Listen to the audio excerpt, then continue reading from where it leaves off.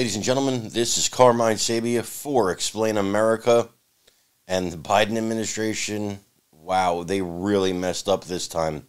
Folks, before we get started, please make sure you like, comment, share, and subscribe. It really helps us out and helps our channel continue to grow. You know how if you lose a $20 bill, it really bothers you? It affects your day, right? Like, you're like, where'd I put that $20 bill? Where'd it go?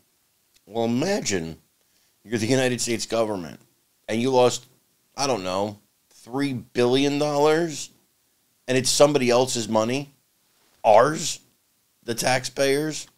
Well, if that happened, I guess you just shrug it off because that's what the government did.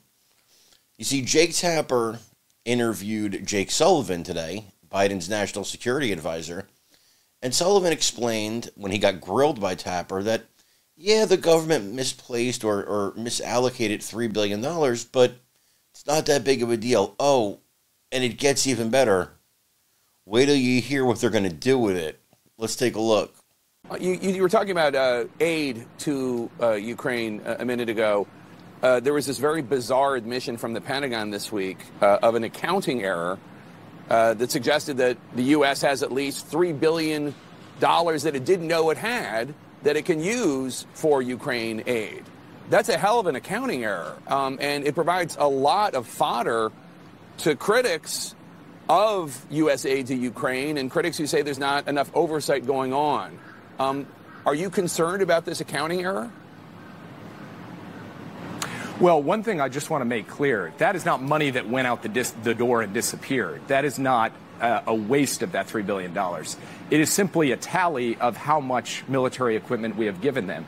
And the way that the Pentagon was counting it was, what's the replacement cost for the equipment we provide, rather than just the actual cost of that equipment. Once you make that adjustment, it turns out we have an additional $3 billion that we can spend to provide even more weapons to Ukraine. And at the end of the day, not one penny of U.S. dollars will have gone missing or have been misallocated. It will all be provided in the form of equipment to Ukraine on the battlefield. But of course, it would be better to get it right in terms of the accounting up front. In the end, though, the Pentagon discovered the error, the Pentagon corrected the error, and Ukraine will get what it needs, and the American taxpayer will be able to be confident that this money is being spent effectively and appropriately. Hey, great news. We found $3 billion more that we thought we spent, but we didn't really spend.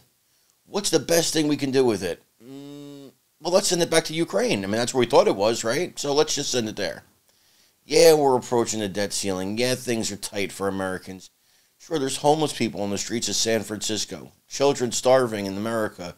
How many meals can we provide? How many shelters could we provide for $3 billion? Yeah, let's send bombs to Ukraine. That's what's really important here.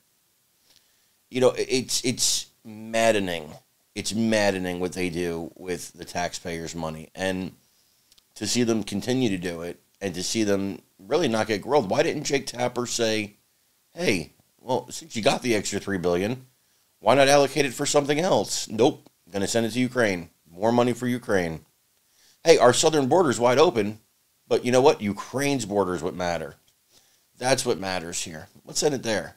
The incompetence of losing it to begin with, and then the audacity to say, well, we found it, we're going to send it overseas.